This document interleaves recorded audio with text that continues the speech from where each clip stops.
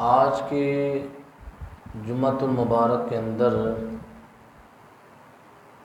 تجارت کا ایک شعبہ ہے، کیونکہ تجارت جو ہے ایک سمندر ہے، اس کے اندر کئی شعبے جات ہیں اور ہر شعبے کے اندر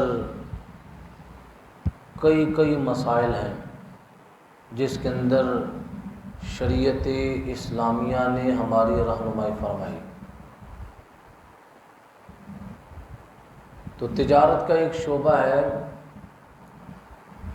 جس وقت آپس میں لین دین کا معاملہ ہوتا ہے تو اس لین دین کے اندر بھی شریعت اسلامیہ نے احکام بیان کیے۔ باقاعدہ صاحب مشکات المصابیح نے ایک مستقل باب بیان فرمایا۔ آپ فرماتے ہیں باب المصاحلۃ فی المعاملۃ، یہ باب معاملے میں نرمی کرنے کا بیان ہے کہ جب آپس میں ہم لین دین کرتے ہیں اس لین دین کے معاملے کے اندر نرمی کے احکام ہیں۔ تو اس باب کے اندر وہ تمام احادیث لے کر آئے جس کے اندر معاملات کے اندر نرمی کو اختیار کرنے کا شریعت اسلامیہ نے حکم دیا۔ یہ جو پہلی روایت ہے جو آپ کے سامنے میں بیان کرنے لگا ہوں، اس کے راوی حضرت جابر رضی اللہ تعالی عنہ ہیں، اور اس کو حضرت امام بخاری نے اپنی کتاب صحیح البخاری کے اندر بھی روایت فرمایا۔ حضرت جابر رضی اللہ تعالیٰ عنہ کہتے ہیں قال رسول اللہ صلی اللہ علیہ وسلم رحم اللہ رجلا سمحا اذا باع واذا اشترى واذا اقتضى، کہ رسول اللہ صلی اللہ تعالی علیہ وسلم نے ارشاد فرمایا اللہ ایسے شخص پر رحم فرمائے، سمحن جو نرم ہو۔ اچھا نرم کب ہو؟ اذا باع، جب وہ کسی چیز کو بیچے اس وقت بھی اس کے معاملے کے اندر نرمی ہو۔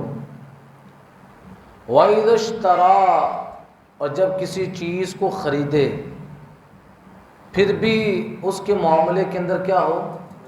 نرمی ہو۔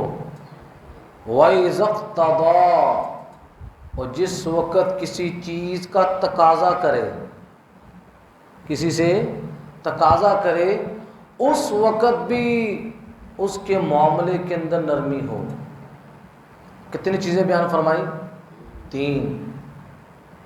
جس وقت چیز کو بیچ رہا ہو، نمبر 2 خرید رہا ہو، نمبر 3 تقاضا کر رہا ہو۔ اب اس کے معنی سمجھنے ہیں کہ جب کسی چیز کو بیچ رہا ہو، بیچنے کے اندر نرمی کیا ہے؟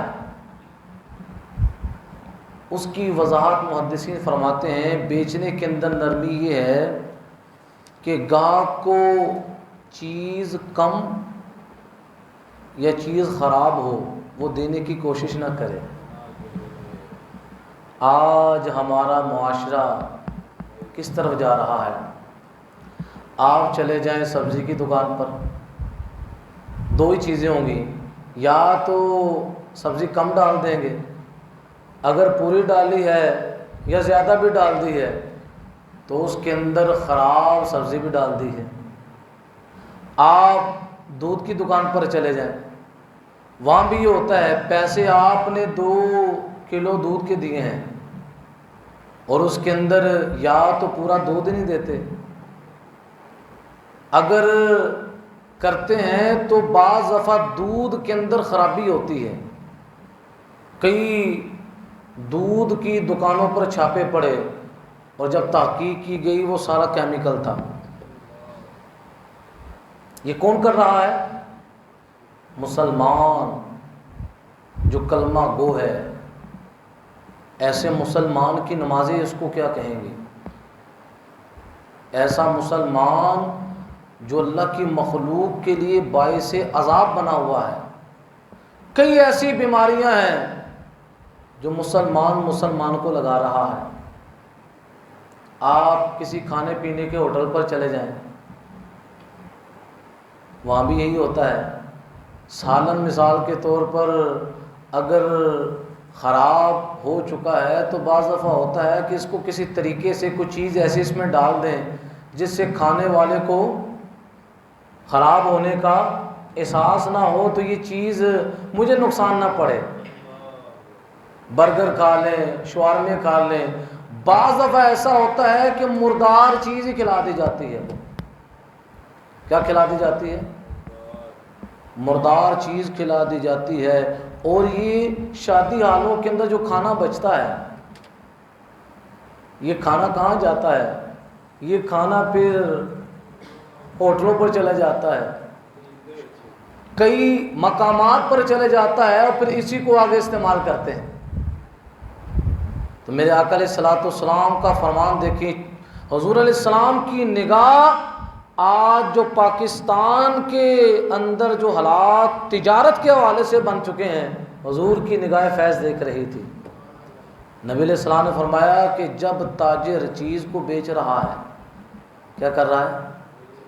تو وہ اس کے اندر نرمی کرے. کیا نرمی کا مطلب ہے؟ چیز کم نہ دے. پیسے وہ پورے لے رہا ہے، چیز کم، یا چیز دے رہا ہے لیکن اس چیز کے اندر اگر خرابی ہے اس خرابی کو بیان کرے. آپ مجھے خود بتائیں کتنے لوگ ہیں ہمارے معاشرے کے اندر جو عیب دار چیز کا عیب بیان کرتے ہوں؟ کیا خیال ہے؟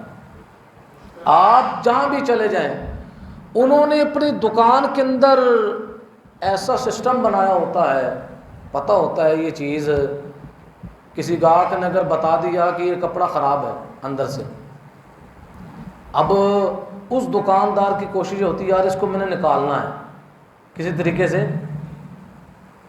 اور بعض دفعہ دکان پر کئی ایسے بندے آ جاتے ہیں جنہیں پتہ بھی نہیں ہوتا کپڑے کا، تو ان کو وہی عیب دار سامان اس کے حوالے کر دیتے ہیں، وہاں پر عیب بھی بیان نہیں کرتے.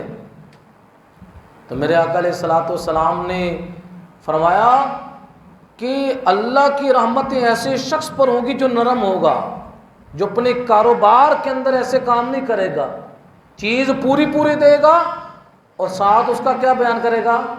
اگر عیب ہو تو عیب کو بیان کرے گا. اور آگے حضور نے فرمایا وَإِذَا اشْتَرَىٰ، اور جب کسی سے چیز خریدے اس وقت بھی نرمی کرے. اب اس کا مطلب کیا ہے؟ شارحین اس کی وضاحت یہ بیان فرماتے ہیں کہ جب قیمت دے تو خریدے. خرید کا مطلب بعض دفعہ ایسا ہوتا ہے جو روپے دے جاتے ہیں، مثال کے طور پر 20,000 ہے، اور بعض دفعہ ایسا نوٹ ہوتا ہے جو چلنے کے قابل ہے، جعلی نوٹ ہوتا ہے، اس کو درمیان میں ایسا اس کو پیک کر کے جناب والا وہ کرتے ہیں، اگلے بندے کو ایسے طریقے سے پکڑاتے ہیں، وہ بیچارہ پکڑ کر دکان میں تو رکھ لیتا ہے، لیکن جس وقت رات کو پیسوں کو گنتا ہے تو ان پیسوں کی جب تحقیق کرتا ہے وہ نقلی نکلتا ہے. بیچارے کو پتہ ہی نہیں ہے اس دکاندار کو کہ یہ کون سا کسٹمر مجھے داؤ لگا گیا ہے.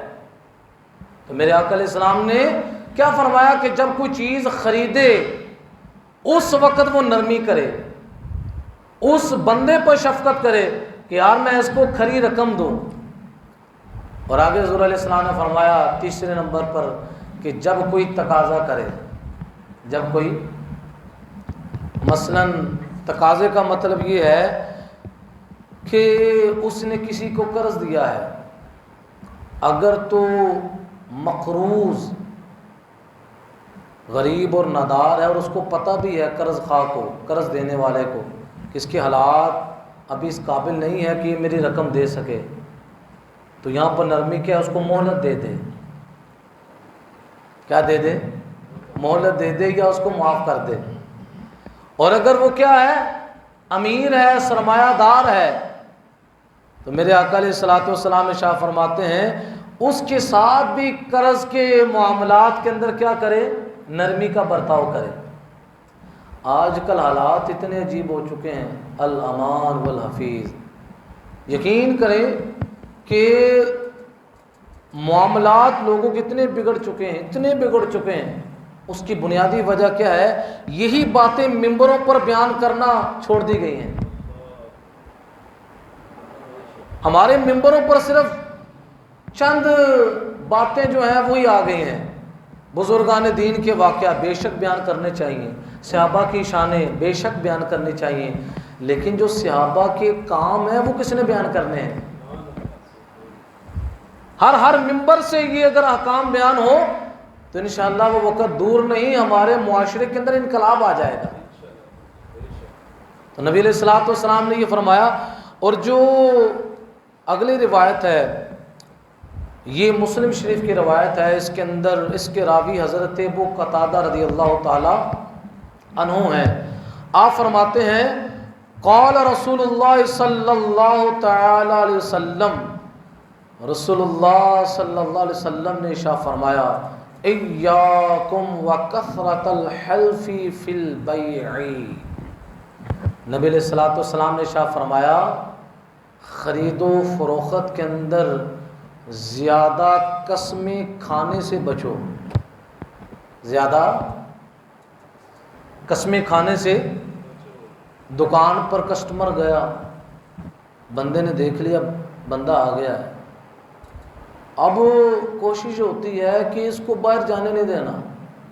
مال کی تعریفیں بیان کی جاتی ہیں کہ بھائی جان میں اللہ کی قسم کھا کر آپ کو کہتا ہوں یہ مال آپ لے جائیں، آپ مجھے ساری زندگی یاد کریں گے. ہوتا ایسے ہی ہے، وہ ساری زندگی یاد کرتا ہے. اب وہ قسمیں کھا کھا کر مال کو بیچا جاتا ہے اور اس قسموں کے اندر دھوکہ ہوتا ہے، مال خراب ہوتا ہے. قسمیں کھا کر کسٹمر کے سامنے اپنا اعتماد بحال کیا جاتا ہے. اس اعتماد کو بحال کر کے پھر کیا کیا جاتا ہے، مال کو تو بیچ دیا جاتا ہے. حضور کیا فرماتے ہیں فَإِنَّهُ يُنَفِّقُ ثُمَّ يَمْحَقُ. نبی علیہ الصلوۃ والسلام فرماتے ہیں قسمیں کھانے سے مال تو بک جاتا ہے، مال بک جاتا ہے. ثم يمحق، لیکن دوسری تباہی یہ آتی ہے کہ مال سے اللہ تعالیٰ برکت اٹھا لیتا ہے. اور یہ حدیث پاک اگر ہم اپنے معاشرے کے اندر دیکھیں تو اس کی وجہ سے کئی ایسے لوگ ہیں جن کی دکان پر گاہک جاتا ہی نہیں. کیوں جاتا نہیں؟ مارکیٹ کے اندر وہ دکاندار مشہور ہو گیا ہے، یار یہ بندہ دھوکے باز ہے، اس سے میں ایک دفعہ مال لے کر گیا تھا، اس نے سارا خراب مال مجھے دے دیا. کیا کر دیا؟ اور آج کل تو الامان والحفیظ چیز تیار ہو رہی ہے لاہور اور کراچی کے اندر، اور اس کے اوپر سٹیمپ کون سی لگ رہی ہے؟ جاپان کی. اب کسٹمر کے سامنے جس وقت وہ چیز آتی ہے اس کو کہا جاتا ہے یہ چیز جاپانی ہے وہ پاکستانی ہے، لیکن اس کو کیا کہا جاتا ہے؟ اور ساتھ قسم کھا کر کہتے ہیں یار یہ چیز جاپانی، آپ کو مور نظر نہیں آ رہی. اب دھوکہ دہی کا بازار اتنا گرم ہے کہ مال تو بک گیا، لیکن جب کسٹمر کے سامنے اس بندے کی حقیقت واضح ہوتی ہے، ایک تو وہ کسٹمر ٹوٹتا ہے، دوسرا وہ کوئی بندوں کو روکتا ہے کہ اس دکان پر نہ جانا، وہ بندہ فراڈی ہے، وہ بندہ جو ہے غلط مال دیتا ہے، مال سے ہی نہیں دیتا، اس کا مال ٹھیک ہے. تو مجھے پھر بتائیں ایسے لوگ پھر ان کے کاروبار میں بے برکتی آ گئی.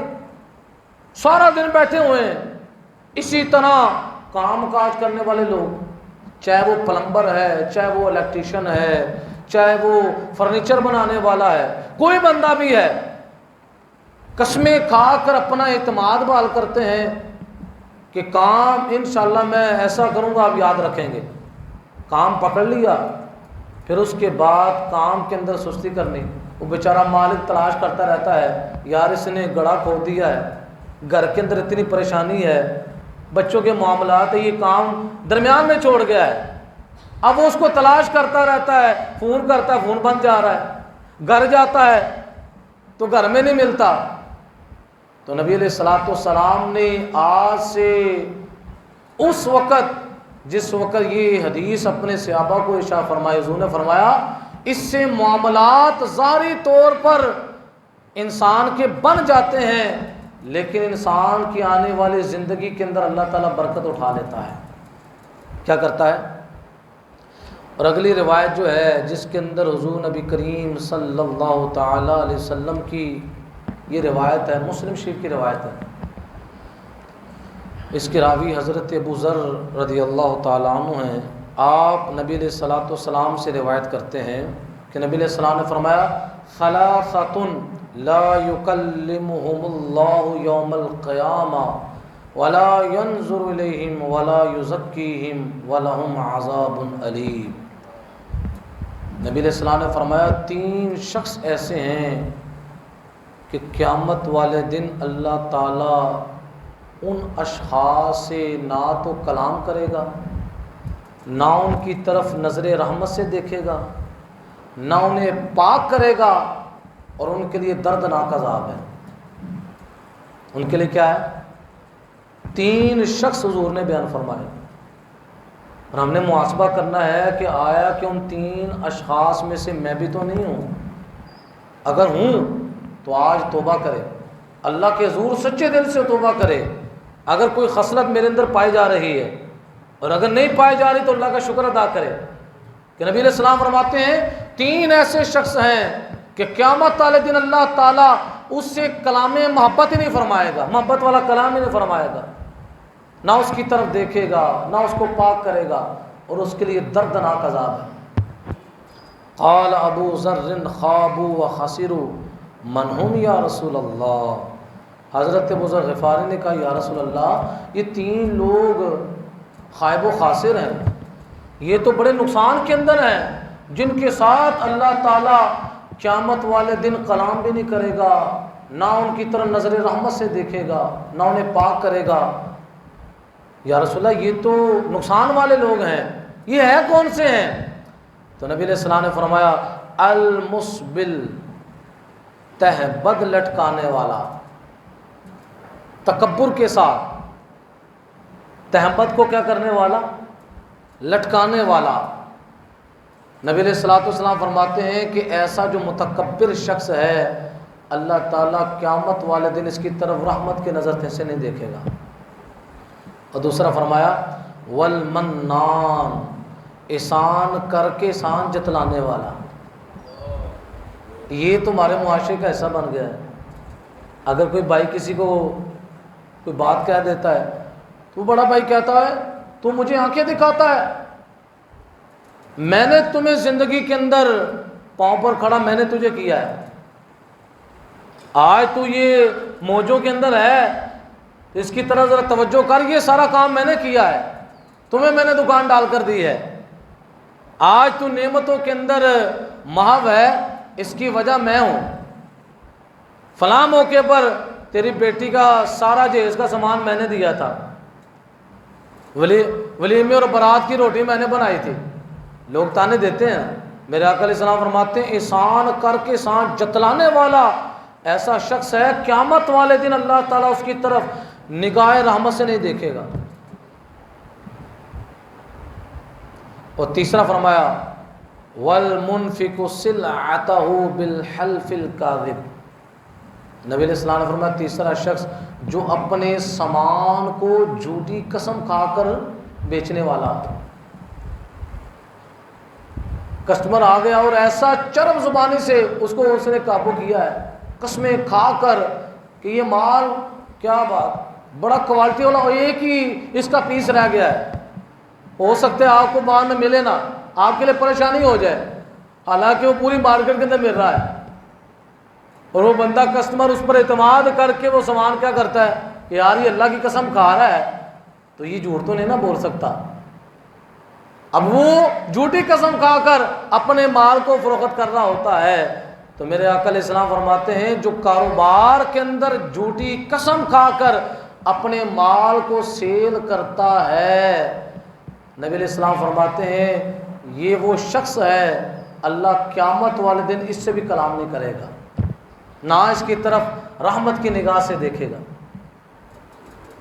اور اگلی جو روایت ہے جس کے راوی حضرت ابو سعید خدری رضی اللہ تعالیٰ عنہ ہیں، اور یہ روایت جامع ترمذی کے اندر بھی ہے، سنن دارمی کے اندر بھی ہے، سنن دارقطنی کے اندر بھی ہے، سنن ابن ماجہ کے اندر بھی ہے، اور اس کے راوی حضرت ابو سعید خدری ہیں۔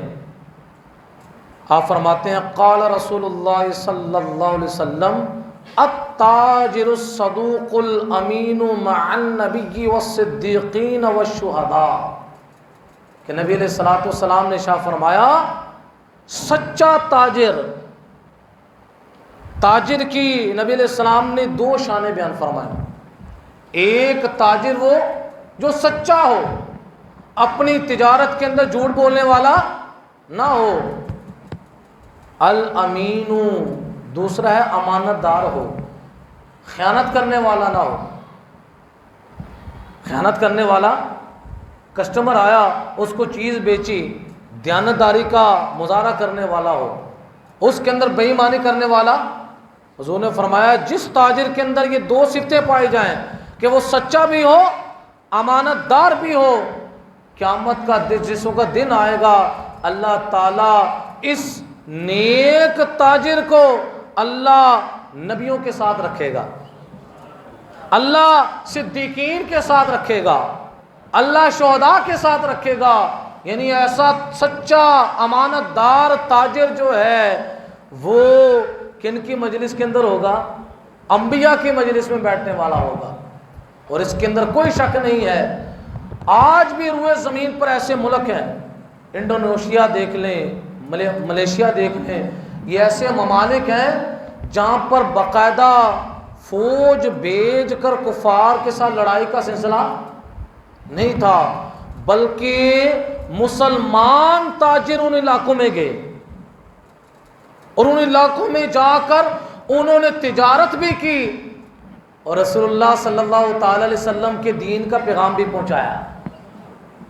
ان کی تبلیغ کی وجہ سے وہاں پر اسلام پھیلا، اور آج افسوس مقام افسوس ہے، آج تاجر کسی ایک شہر سے دوسرے شہر جا رہا ہے، اس کو پرواہ نہیں ہے، اس کا مقصد ہوتا ہے میں نے پیسہ لے کر آنا ہے، مال بیچ دیا اس کی پیمنٹ لے کر بس میں نے آ جانی ہے، یہ نہیں ہے۔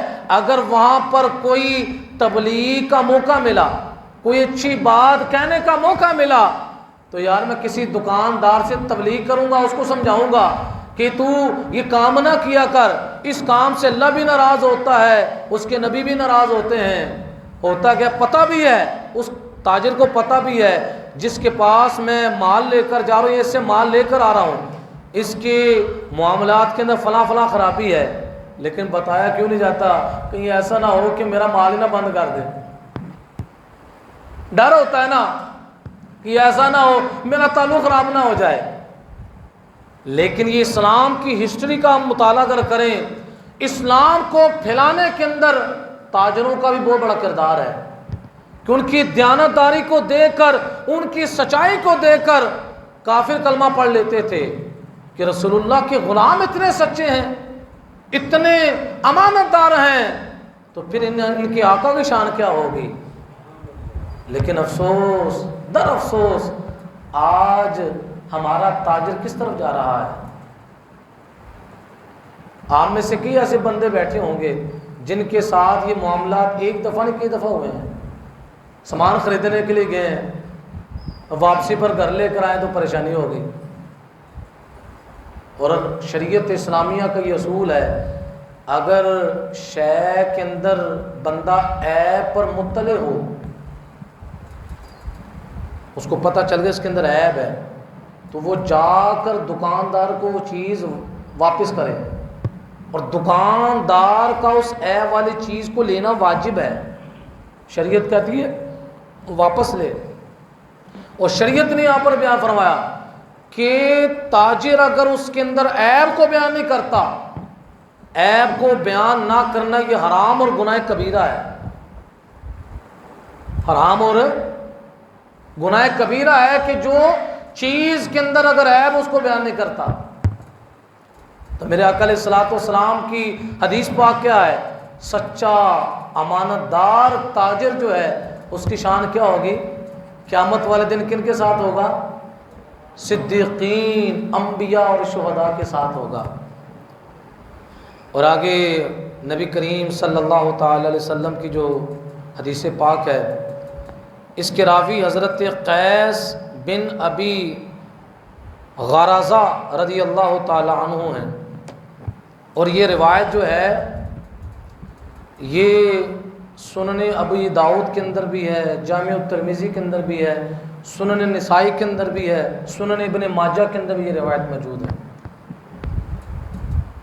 تو حضرت قیس بن ابی غرازہ رضی اللہ تعالیٰ عنہ روایت کرتے ہیں، کُنَّا نُسَمَّا فِي عَهْدِ رسول اللہ صلی اللہ علیہ وسلم السماسرہ، کہ زمانہ نبوی صلی اللہ علیہ وسلم میں ہم کو سوداگر کہا جاتا تھا۔ ہم کو کیا کہا جاتا تھا؟ تاجروں کو کیا کہا جاتا تھا؟ سوداگر کہا جاتا تھا۔ فَمَرَّ بِنَا رسول اللہ صلی اللہ علیہ وسلم، تو حضرت قیس کہتے ہیں ایک دن حضور علیہ الصلوۃ والسلام کا ہمارے قریب سے گزر ہوا، حضور ہمارے قریب سے گزرے، فَسَمَّانَا بِاسْمٍ هُوَ أَحْسَنُ مِنْهُ، تو نبی علیہ الصلوۃ والسلام نے ہمارا وہ نام چینج کر کے اس سے اچھا نام ہمیں عطا فرمایا۔ پہلے ہمارا نام کیا تھا؟ سماسرہ، عربی کے اندر جس کو کہا جاتا ہے سوداگر۔ تو حضرت قیس کہتے ہیں حضور علیہ السلام نے وہ نام چینج کر کے اس سے اچھا نام عطا فرمایا۔ وہ نام کیا تھا؟ فقال یا معشر التجار، تجار کا لفظ حضور نے عطا فرمایا، اے گروہ تجار، ان البیع یحضرہ اللغو والحلف، نبی علیہ السلام نے فرمایا اے تاجروں کے گروہ، تجارت میں بےہودگی اور جھوٹی قسمیں آ جاتی ہیں۔ بندہ جس وقت بزنس کرتا ہے تو بعض دفعہ جھوٹی قسمیں بھی نہ چاہتے ہوئے کاروبار کے اندر آ جاتی ہیں، اور بعض دفعہ کوئی کمی بیشی والی چیزیں بھی آ جاتی ہیں۔ تو نبی علیہ الصلوۃ والسلام نے کیا فرمایا تاجروں کو؟ یہ حضور نے وظیفہ ارشاد فرمایا، اس وظیفے پر اگر تاجر عمل کرے گا کبھی بھی اس کی تجارت کے اندر خسارہ نہیں آئے گا۔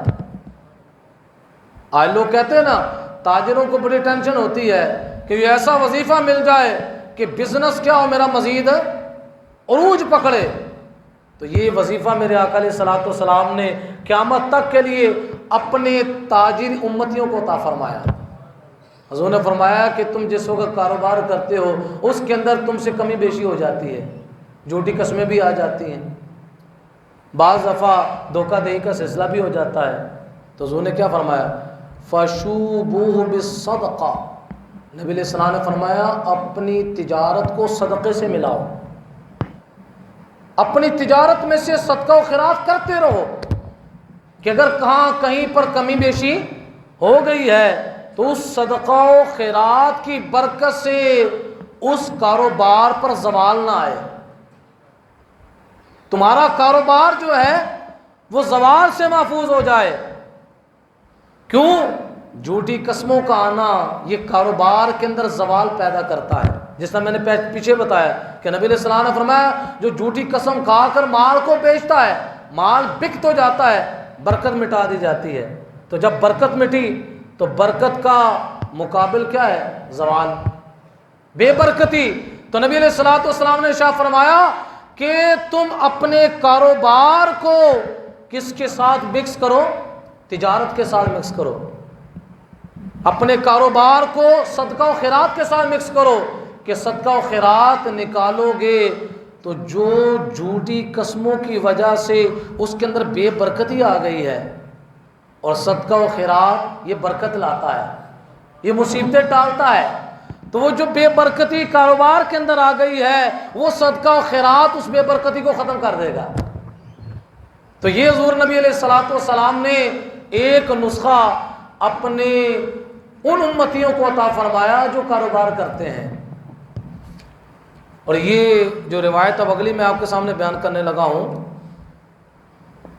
یہ وہ روایت ہے جو امام بخاری اور امام مسلم دونوں بزرگوں نے اپنی کتاب کے اندر روایت کیا، اور اس کے اندر بہت ہمارے لیے سبق ہے کہ نبی علیہ الصلوۃ والسلام کے صحابی حضرت حذیفہ رضی اللہ تعالیٰ عنہ اس حدیث پاک کے راوی ہیں کہ حضرت حذیفہ کہتے ہیں قال رسول اللہ صلی اللہ علیہ وسلم ان رجلا کان فی من کان قبلکم، کہ رسول اللہ صلی اللہ تعالی علیہ وسلم نے ارشاد فرمایا تم سے اگلے لوگوں میں ایک شخص تھا، تم میں سے اگلی امتوں میں سے ایک شخص تھا، اتاہ الملک، موت کا فرشتہ اس کے پاس آیا، حضرت اسرائیل علیہ السلام اس کے پاس آئے، کیوں؟ لیقبض روحہ، تاکہ اس کی روح کو قبض کرے۔ فقیل لہ انظر، تو اس بندے سے کہا گیا جس کی روح قبض ابھی ہونی ہے، اس سے کہا گیا کیا تو نے کوئی نیکی کی ہے؟ یاد کرو اگر تو نے کوئی نیکی کی ہے۔ قال ما اعلم شیئا غیر انی کنت ابایع الناس فی الدنیا واجازیہم، اس نے کہا میں نہیں جانتا کہ میں نے کون سی نیکی کی ہے۔ پھر اسے کہا ذرا اپنے ذہن پر ذرا توجہ کرو، ہو سکتا ہے تم نے کوئی نیکی کی ہو۔ اس نے کہا ہاں ایک کام مجھے یاد آ رہا ہے، وہ میں بیان کر دیتا ہوں۔ وہ یہ ہے کہ جس وقت میں دنیا کے اندر کاروبار کرتا تھا، اب تاجر بیٹھا ہوا ہے اپنی دکان پر، لیکن شریعت وہاں بھی اس کو نصاب دیتی ہے کہ تم نے اپنی دکان کو کیسے چلانا ہے۔ آج نظام کیا ہو گیا ہے؟ دین سارا مسجد کے اندر ہے، اور تاجر وہ یہ سمجھتا ہے یار میں 5 وقت کی نماز پڑھ آیا ہوں، پیچھے میں نے لوگوں کو دھوکہ دیا اور 2 نمبر مال بیچا، میرے سارے گناہوں کا علاج نماز نے کر دیا۔ یہ غلط فہمی ہے۔ حقوق العباد اتنی دیر تک معاف نہیں ہوتے جب تک بندہ معاف نہ کرے، یہ بہت بڑی غلطی ہے۔ سال کے اندر ایک دفعہ تاجر حج کے لیے چلے جاتا ہے اور پورے مارکیٹ کے اندر مشہور ہے، ہر سال ماشاءاللہ حج کے لیے فلاں بندہ جاتا ہے، اللہ نے اتنا نوازا ہوا ہے، اور اس کی نیت کیا ہے؟ سارا سال لوگوں کو دھوکہ دے کر 2 نمبر کام کر کے پیسہ کھینچا ہے۔ تو نبی علیہ السلام فرماتے جو حج کرتا ہے وہ گناہوں سے اس طرح صاف ستھرا ہو جاتا ہے جس طرح بھی اپنی ماں کے پیٹ سے پیدا ہوا۔ تو میں تو اپنے پاپوں کو ختم کرنے کے لیے جا رہا ہوں۔ پاپ حج سے ختم، جو حقوق العباد ہے اس کو تو اللہ بھی معاف نہیں کرتا، اور تیرے 20 حج 50 حج وہ حقوق العباد کو کیسے معاف کر سکتے ہیں؟ یہ بہت بڑی غلط فہمی ہے۔ بڑی بڑی لوگ محفلیں کروا دیتے ہیں، لوگوں کے درمیان صدقہ و خیرات کر دیتے ہیں، نیت اس کے اندر یہ ہوتی ہے یا فلاں کو میں نے دھوکہ دیا تھا، فلاں کا میں نے پیسہ دبایا ہوا ہے، اللہ تعالیٰ مجھے معاف کر دے۔ اللہ معاف نہیں کرے گا جب تک بندہ معاف نہ کرے۔ یہ بات جو ہے یہ بھی ہماری شریعت کا حصہ ہے۔ صرف دین اس مسجد کی 4 دیواری کے اندر نہیں ہے۔ ابھی آپ مسجد سے باہر نکلیں گے، گلی میں داخل ہوں گے تو گلی کے حقوق بھی شریعت بیان کرتی ہے۔ آج بازاروں میں آپ چلے جائیں، آپ کے لیے گزرنے کی جگہ ہی نہیں ہوتی، اتنے زیادہ تجاوزات آگے بڑھے ہوئے ہیں۔ ریڑھی والا ریڑھی لگا رہا ہے، اس نے بھی سڑک کے بیچ میں لگایا ہوا ہے۔ رش پاکستان کا ایک المیہ بنتا جا رہا ہے، اس کی بنیادی وجہ کیا ہے کہ راستوں کے حقوق کی پامالی ہو رہی ہے۔ نہ گزرنے والا گزر سکتا ہے، اس کی بنیادی وجہ یہی ہے کہ نبی کریم صلی اللہ تعالی علیہ وسلم نے راستے کے حقوق بیان فرمائے کہ راستے کے اندر اگر عورتیں گزر رہی ہوں تو اس کو گزرنے کا نصاب کیا ہے کہ عورت سائڈ سے ہو کر گزرے، بیچ میں سے نہ گزرے۔ جس وقت نبی علیہ السلام نے یہ اعلان فرمایا تو صحابہ کہتے ہیں مدینہ پاک کی عورتوں کے اندر اتنا جذبہ تھا کہ وہ سائڈ سے ہو کر اس طرح گزرتی کہ سائڈوں پر اگر دیواریں ہوتی ان کے کپڑے جو تھے وہ دیواروں کے ساتھ الجھ جاتے تھے، کہ حضور نے فرما دیا ہے کہ سائڈ پر ہو کر گزرو۔ اور آج کل کیا ہے، عام سے ہر بندہ جانتا ہے۔ تو یہ جتنے بھی ملکی قانون بنائے گئے ہیں ٹریفک کے، اسی وجہ سے بنائے گئے ہیں، یہ ہماری سہولت کے لیے بنائے گئے ہیں، لیکن ہم خود اس کو کمال کرتے ہیں۔ وہ پاکستان کے قوانین جو شریعت سے ٹکراتے نہیں ہیں ان کی پاسداری کرنا ہم پر واجب ہے، ان کی پاسداری کرنا ہم پر واجب ہے۔ اگر ٹریفک ہے، کئی آپ اشاروں پر پہنچ جائیں، اتنی جلدی ہوتی ہے اشارہ توڑ کر بھاگ جاتے ہیں۔ خدا نہ خواستہ کئی دفعہ ایسا ہوتا ہے آگے سے گاڑی آ رہی ہوتی ہے، ایکسیڈنٹ ہو جاتا ہے، صرف 1 منٹ کی یا 2 منٹ کی تاخیر کی وجہ سے اپنی جان کو وہ ضائع کر گیا۔ لیکن یہ بات ہمیں سمجھ میں، تو اب یہاں پر حضور علیہ الصلوۃ والسلام کی شریعت کا نظام ہے کہ میرے آقا علیہ الصلوۃ والسلام نے تجارت کے بھی اصول بیان کیے کہ تاجر جو سیٹ پر بیٹھا ہوا ہے وہ یہ نہیں کہ میری دکان میرا راج، میری دکان میرا راج، اس دکان کے اندر میرا حکم چلے گا، اور تاجر تیرا حکم نہیں چلے گا، تیرے رب کا حکم چلے گا، تیرے نبی علیہ السلام کا حکم چلے گا، جس ذاتوں نے تجھے آج کرسی پر بٹھایا ہوا ہے۔ پھر تو بھول گیا ہے جس رب نے تجھے اتنی عزت دی ہے، اگر وہ چاہتا تو تجھے بھکاری بنا دیتا۔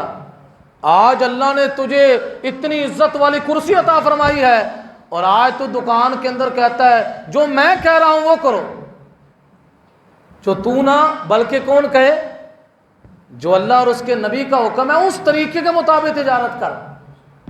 انشاءاللہ پھر وقت کیا ہوگا، تیرے کاروبار کے اندر برکت ہوگی، پھر ایک نہیں کئی دکانیں اللہ تمہیں عطا فرمائے گا۔ اب نبی علیہ السلام فرماتے ہیں پہلی امتوں میں سے ایک شخص گزرا، اس کی موت کا وقت آیا، حضرت اسرائیل علیہ السلام آئے روح قبض کرنے کے لیے اور کہا یاد کر کوئی تو نے نیکی کی ہو، اس نے کہا مجھے کوئی یاد نہیں، پھر کہا ذرا غور کر، اس نے کہا ایک نیکی مجھے نظر آ رہی ہے، وہ کیا ہے، ابایع الناس فی الدنیا واجازیہم، وہ کہتا ہے میں دنیا کے اندر لوگوں کے ساتھ تجارت کرتا تھا، واجازیہم، اور میں ان سے درگزر کرتا تھا، تجارت کرتا تھا اور کیا کرتا تھا، درگزر۔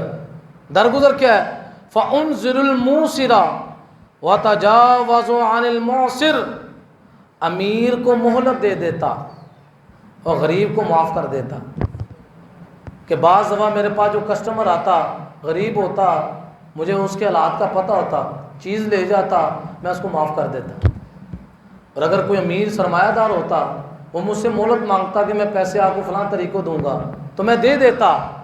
تو نبی علیہ السلام فرمایا یہ لوگوں کے ساتھ نرمی کا جو رویہ تھا اللہ تعالیٰ نے اس کی برکت سے کیا کیا، فَأَدْخَلَهُ اللَّهُ الْجَنَّةَ، اللہ نے اس بندے کو جنت میں داخل فرما دیا۔ یہ ہے حقوق العباد۔ اگر حق تلفی جہنم کے اندر لے کر جانے والی ہے تو لوگوں کی خیر خواہی وہ جنت میں لے کر جانے والی ہے، کیا کرنے والی ہے۔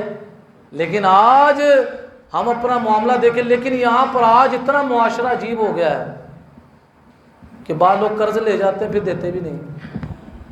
ایک بندہ بیچارہ نیکی کر رہا ہے، چلو یار وہ تمہارے کسی مشکل وقت کام آیا ہے، تو وہ رسول اللہ کی وہ بھی حدیثیں ہیں جس کے اندر نبی علیہ السلام نے فرمایا جب قرض کو ادا کرو تو آسان طریقے سے ادا کرو۔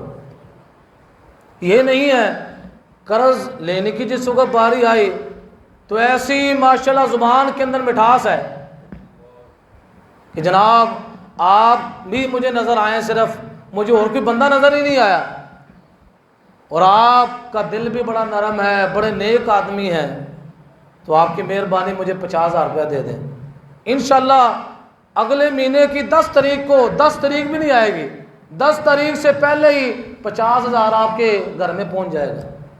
وہ ایک مہینہ کیا کئی سال گزر جاتے ہیں 50,000 ملتے بھی نہیں۔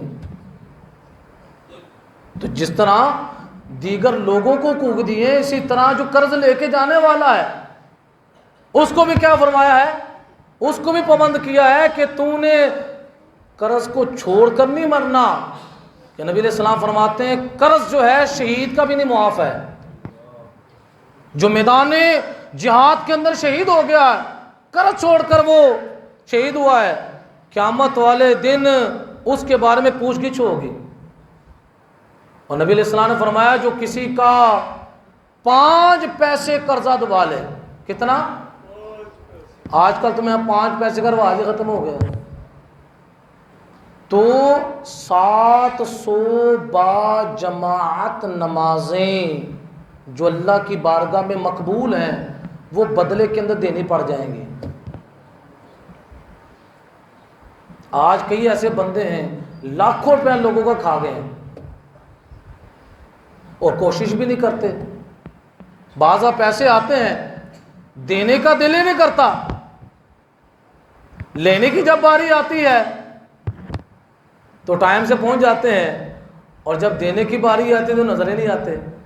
فون کی سمیں بھی چینج ہو جاتی ہیں، نمبر بھی چینج ہو جاتے ہیں۔